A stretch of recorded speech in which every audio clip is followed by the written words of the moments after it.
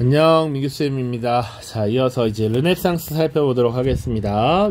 르네상스. 자, 르네상스라고 하는 말 뜻부터 사실은 봐야 좋을 것 같아요. 이제 르네상스라고 하는 말은 재생, 부활을 의미합니다. 그럼 무엇을 재생하고 무엇을 부활시키느냐, 이런 것들이 중요한데요. 우리가 역사에서 시대를 구분할 때 이렇게 고대, 중세, 근대, 현대로 구분한다, 이런 얘기 했었습니다. 이게 기본적으로 서양사의 흐름을 전제하여서 역사학자들이 시대를 구분한 거야. 자, 그래서 우리 고대라고 하는 시기 분명히 그리스, 로마 역사를 다뤘고요. 이 시기를 묶어서 얘기하자면 인간 중심의 세계였다라고 하는 거. 그리고 되게 실용적인 것들이 많았다. 굳이 따지면 그리스와 로마를 조금 분리할 필요는 있지만 이 그리스의 인간 중심적인 그리고 깊이 있는 사유, 철학적인 관념 이런 것들을 로마가 흡수했죠. 그리고 로마에서는 좀 더 실용적인 문화들이 많이 발달한 것이죠. 로마 시대에는 건축, 법률 이런 것들이 발달했다라고 다뤘잖아요. 그런데 중세로 넘어가게 되면 이 크리스트교라고 하는 종교가 굉장히 이 중세 유럽의 삶에 깊이 있게 개입하면서 사실은 신중심의 사회로 넘어가게 됐다라는 것이죠. 그래서 이 중세 시대의 사회의 삶은 신의 뜻에 따라 생활하는 것, 이게 되게 굉장히 강조되었고, 그러다 보니까 금욕적인 생활이라든지 절제한다든지 뭐 이런 모습들이 많이 나타났죠, 실제로. 자, 그런데 사실은 이 중세라고 하는 사회가 변화하죠.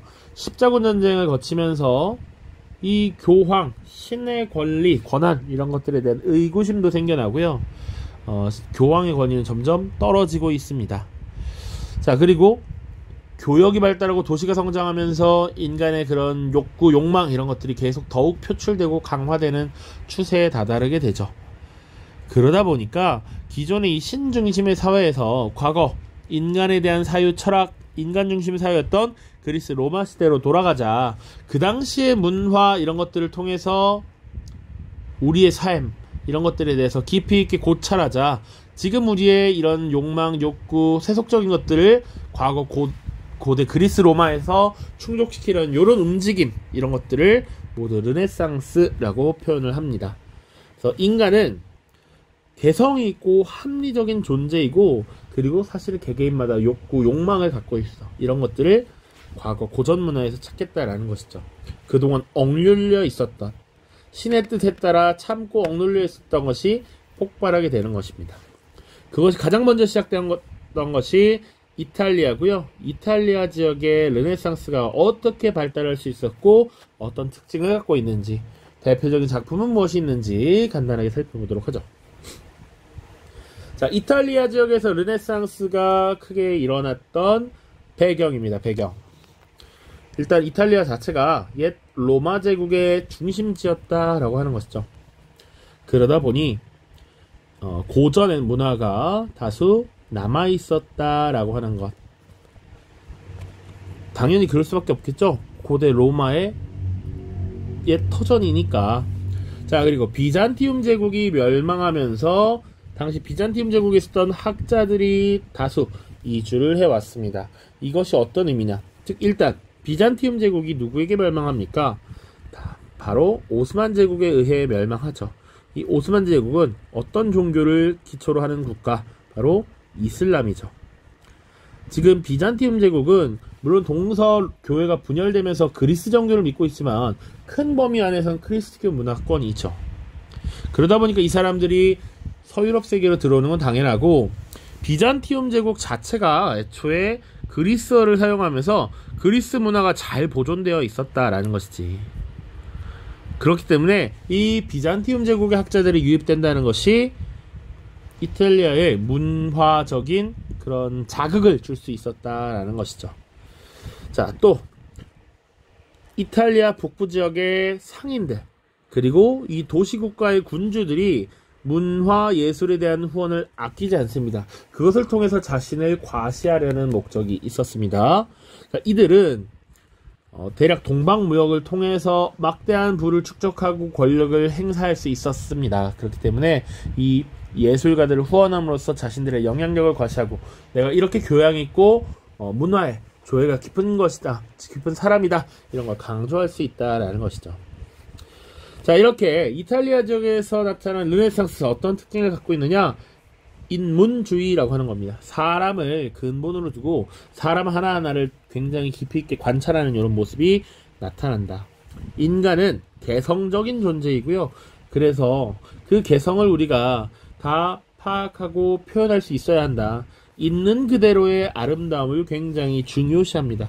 그러다 보니까 관찰 굉장히 열심히 하려는 모습이 나타나고요. 사실적 표현 이런 것들이 굉장히 잘 드러납니다. 실제 작품을 봐도 알 수 있습니다. 자, 그리고 그리스와 로마 시대 고전 작품들 연구한다는 것이죠. 고대 그리스의 사상, 로마 시대 사상 이런 것들.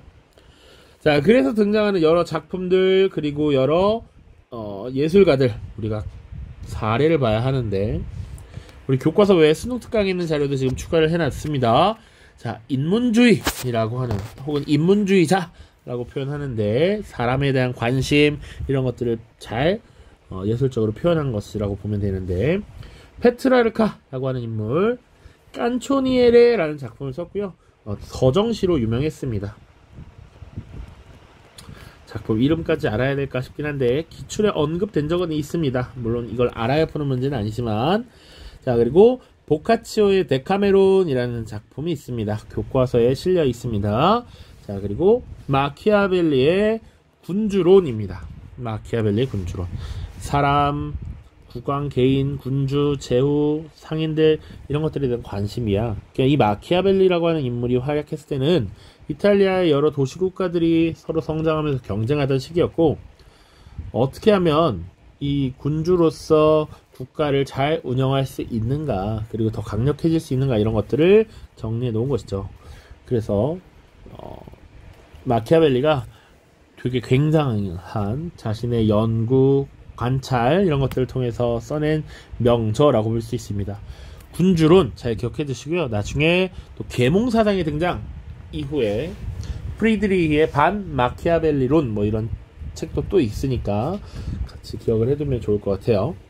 자, 미술입니다. 여러분들 한 번쯤은 들어봤을 법한 레오나르도 다빈치의 모나리자, 미켈란젤로의 다비드상, 라파엘로의 아테네 학당, 보티첼리의 비너스의 탄생 이런 것들이 있죠. 자, 오른쪽에 한번 보죠. 보티첼리의 비너스의 탄생입니다. 이건 우리 교과서에도 나와 있고요. 인체의 아름다운 모습들을 사실적으로 있는 그대로 표현했다라는 겁니다. 좀 보면 근데 이 시기의 사람들은 다 몸짱이고 굉장히 곡선미가 뛰어나죠. 자, 아테네 학당. 자, 라파엘로가 그렸고요. 그리스 시대에 여러 유명한 인물들이 많이 그려져 있다라고 합니다. 자, 다빈치의 모나리자.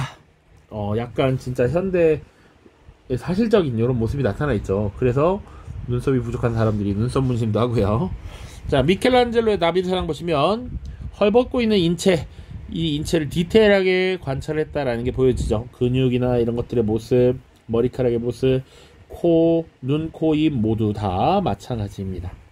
자, 건축에서는 르네상스 양식이 발전을 했는데 대표적인 작품이 건축물이 성 베드로 성당입니다. 그리스식 기둥, 로마의 돔 양식 이런 것들이 특징이다. 기둥은 그리스식이고 돔 같은 건 로마의 형식을 차용했다. 성 베드로 성당입니다.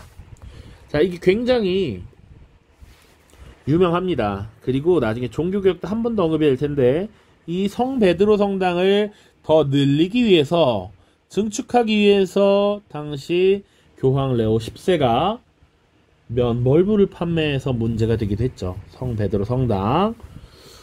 자, 알프스 이북의 르네상스도 보도록 하겠습니다. 자, 이 르네상스라고 하는 이 문예 부흥 운동의 전개는 보통 14세기에서 16세기 정도로 봅니다. 자, 보통 이탈리아의 르네상스가 스타트라고 보기 때문에 14세기라고 보시면 되는데, 16세기 이후가 되면 이제 알프스를 넘어서 저 북유럽 지역에도 이런 르네상스의 모습이 전파된다라는 것. 그래서 배경 보시면 알프스 이북으로 이제 16세기부터 확산되기 시작했다. 그리고 문제는 이 시기 알프스 이북 지역은 여전히 봉건 세력과 봉건 영주 세력과 교회가 강력한 권한을 행사하고 있었다라는 것이죠. 이 교회 세력이 잔존하고 있었다, 남아 있었다. 그러다 보니까 뭐 개개인의 뭐 예술적인 이런 모습을 드러내거나 관찰하거나 이런 이탈리아의 르네상스와는 좀 다른 양상이 펼쳐집니다. 아직도 바뀌지 않고 있는 현실에 대한 비판, 교회에 대한 비판, 이런 개혁적인 모습들이 많이 나타나고요. 교회가 여전히 강한 영향력을 행사하고 있었기 때문에 이런 교회의 안 좋은 모습들에 대해서 과감하게 비판을 하기도 하는 것이죠. 초기 크리스트교 정신으로 돌아가자, 이런 세속적인 모습 버려야 한다라는 것이고요. 이것이 뒤에 종교 개혁으로도 영향을 미치죠. 그래서 종교 개혁이 일어난 지역을 보시면 독일 지역 루터라고 하는 인물의 개혁, 그리고 나중에 칼뱅은 스위스, 그리고 영국에서 나타나죠. 물론 영국은 사실은 조금 예외적인 케이스로 봐야 합니다만, 아무튼 이 종교 개혁에 영향을 미치기도 했다. 그래서 대표적인 내용들 보시면 대표적인 인문주의자들은 에라스미스가 있습니다. 에라스미스의 우신예찬 기출이 여러 번 된 바 있습니다. 그래서 이 교회에 별로 중요하지도 않은 허례 허식, 보이지도 않는 이런 형식적인 것들에 치중하는 이런 문제들, 성직자가 타락한 문제들, 이런 것들을 비판하는 모습들이야. 기출문제를 통해서 내용도 한번 보겠습니다. 토마스 모어의 유토피아라고 하는 작품도 잘 기억해두면 좋을 것 같아요. 자, 부조리한 현실 사회를 비판하고 이상 사회를 제시했습니다. 물론 자세히 다 이걸 작품을 읽을 수 없기 때문에 이들이 토마스 모어가 생각했던 이상 사회란 빈부의 격차가 해소된 것을 의미합니다. 지금은 이 시기는 교역을 통해서 부를 축적한 사람들, 그러지 못하고 가난함에 쩌들어 있는 사람들, 이렇게 구분이 된단 말이죠. 빈부 격차가 없는 이상사회의 모습을 토마스 모어가 유토피아라는 작품에서 그렸다. 자, 미술로는 바네이크 형제의 유화기법, 그리고 우리의 풍속화 정도라고 생각하면 좋겠는데 브리얼이라는 인물의 작품들이 있고요. 이 시기가 되면 이제 점차 국민문학이라고 하는 것이 발달합니다. 모국어를 사용한 문학작품이라고 생각하면 돼요. 자, 그래서 각 국가의 언어로 문학작품을 만들게 되는데 대표적인 작품이 세르반테스의 돈키호테입니다. 중세 기사의 생활상을 잘 표현을 했다, 이렇게 얘기하고 있고요. 셰익스피어라고 하는 인물도 이 시기에 등장한 인물이라고 보시면 되겠습니다.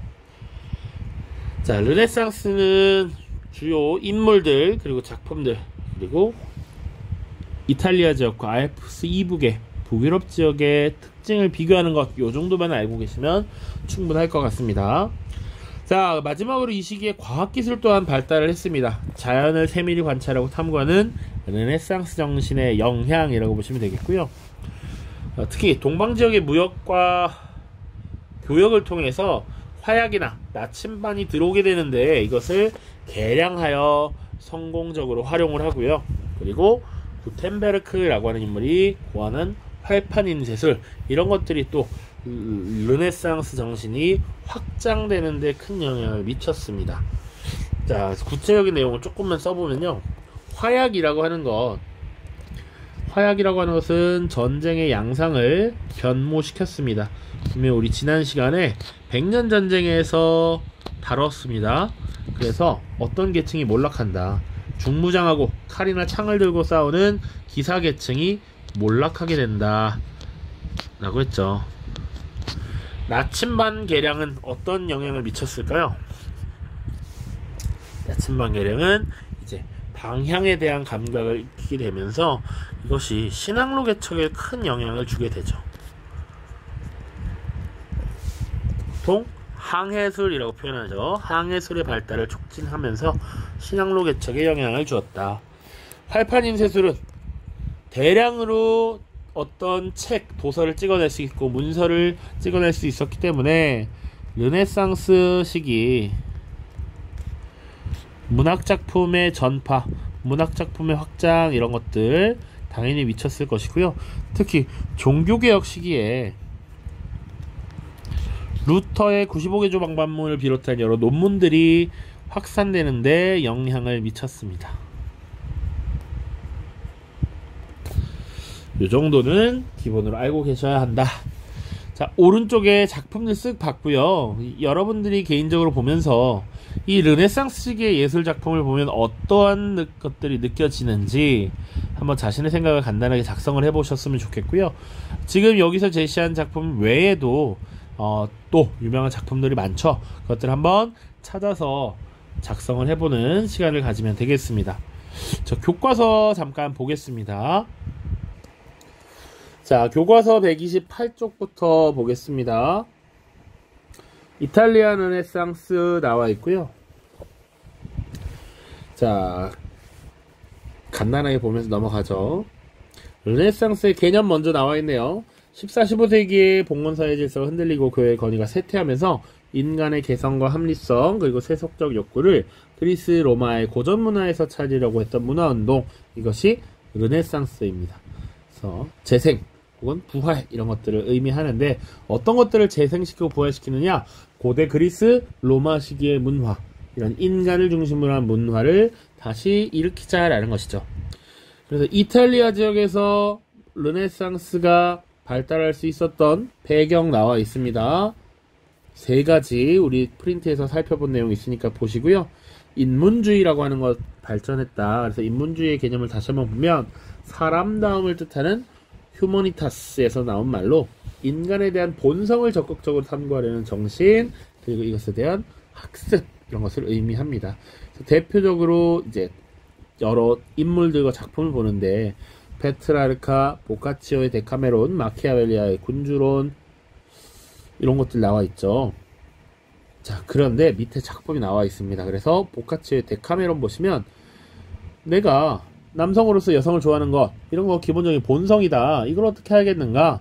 이건 너무 당연한 것이고 이런 것을 비판할 여지도 없다라는 것을 솔직하게 드러나고 있습니다. 인간의 본성을 적극적으로 탐구하려는 모습 잘 나타나 있죠. 이런 것이 인문주의다라는 얘기야. 자, 그 외에도 여러 작품들을 만들어낸 인물들 나와 있습니다. 레오나르도 다빈치, 미켈란젤로, 라파엘로, 그리고 르네상스 건축 양식, 성베드로 성당, 이런 것들 보시면 됩니다. 자, 다음 129쪽으로 넘어가서 16세기에 알프스를 넘어서 유럽의 여러 지역으로 전파되었는데 알프스 이북 지역에서는 봉건 세력과 교회의 영향력이 아직 강하게 남아 있었다.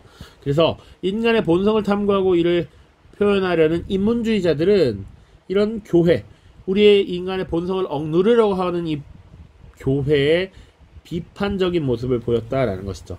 특히 성서에 대한 연구가 활발했는데 이런 경향이 종교개혁으로 이뤄졌습니다. 에라스미스의 우신예찬, 토마스 모어에서는 토마스 모어의 유토피아, 이런 거 기억해 두시고요. 미술, 바네이크 형제의 유화, 브리얼의 서민의 생활 모습을 표현한 이런 것들 보시면 되겠습니다.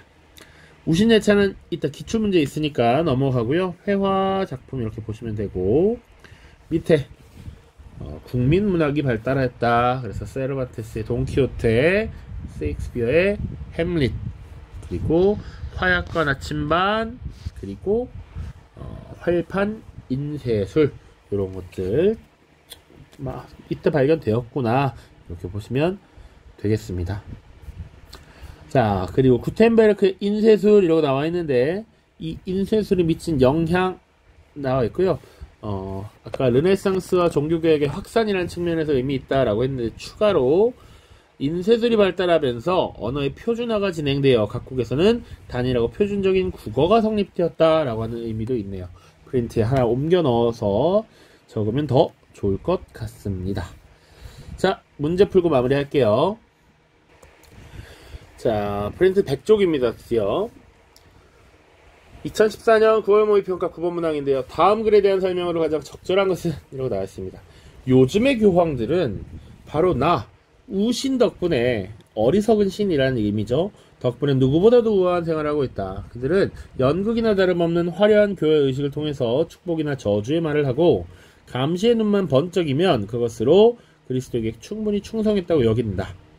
그들은 민중을 교화하는 것은 피곤한 일이고 성서를 해석하는 것은 학교에서나 할 일이며 가난을 실천하는 것은 역겨운 일이라고 생각한다.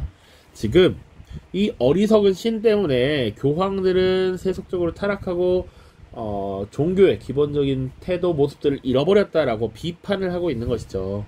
이것이 바로 에라스무스의 우신예찬이고요.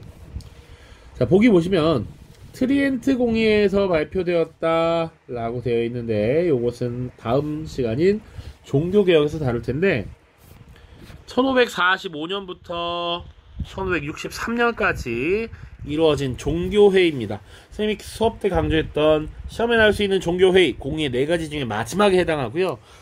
핵심 내용은 뭐냐면 종교개혁에 대한 대응이었습니다. 종교개혁에 대한 대응, 그 당시 루터에 의한 종교개혁, 그리고 그 조금 뒤에 칼뱅에 의한 스위스 지역에서 종교개혁도 나타나는데, 이 종교개혁에 어떻게 대응할 것인가. 그래서 내린 결론은 교황과 교회에 대한 권위를 다시 한번 확인하는 거야. 이거에 흔들리면 안 된다. 역시 우리는 권능이 있다. 우리가 영향력을 행사해야 된다. 라는 이런 내용이었습니다. 자, 예수의 결성의 계기를 제공했다. 이것도 사실은 종교 개혁의 결과예요. 그래서 가톨릭 교회에서, 흔히 로마 카톨릭에서 어떻게 우리가 신교에게 세력을 뺏기지 않을 것인가, 그 여러 모습 중에 하나로 만든 것이 예수회입니다. 이그나티우스 로욜라에 의해서 창시된 것이고요. 이후에 아시아, 아프리카 지역으로 선교를 나가는 모습들도 나타나죠. 그래서 우리 명말 청초의 마테오 리치 같은 인물들이 예수회의 선교사였습니다. 여기 종교개혁이라고만 써놓으면 나중에 혼란이 있을 것 같아서 종교개혁에 대한 대응이라고 보시면 됩니다. 이것도 마찬가지야. 스콜라 철학의 완성자가 작성하였다. 에라스무스가 스콜라 철학의 완성자인가요? 아니죠. 토마스 아퀴나스에 대한 얘기잖아요. 요건 아우구스부르크 화의의 원칙을 제공하였다. 요것은 아우구스부르크 화의는 1555년 사실상 루터파를 인정한 내용입니다. 요것과 관련이 없습니다. 알프스 이북의 르네상스 정신을 대변하였다. 요게 정답이 되죠. 알프스 이북 지역에서의 르네상스는 현실 개혁적인 모습이 많이 나타났다. 현실 사회를 개혁하는 사회개혁적 모습, 그리고 교회에 대한 비판, 이런 것들이 있죠. 이런 것들이 지금 작품으로 등장했어요. 자, 에라스무스의 우신예찬 말고 또 대표적인 것, 토마스 모어의 유토피아 같은 것이 있겠죠. 자, 오른쪽입니다. 2019년 수능 2번 문항 가에 들어갈 내용으로 가장 적절한 것은 지식이 향연, 주제가 있는 책 읽기, 페트라르카, 보카치오, 마키아벨리, 에라스무스, 토마스 모어 쭉쭉쭉 나와 있어요. 그리고 공통점 뭐다? 르네상스 시대의 작품들이죠. 정답 4번입니다. 이렇게 찾습니다. 자, 나머지는 이제 종교개혁과 관련된 문제이기 때문에 종교개혁 다루고 다시 보도록 하겠습니다. 모두 고생 많았습니다. 안녕.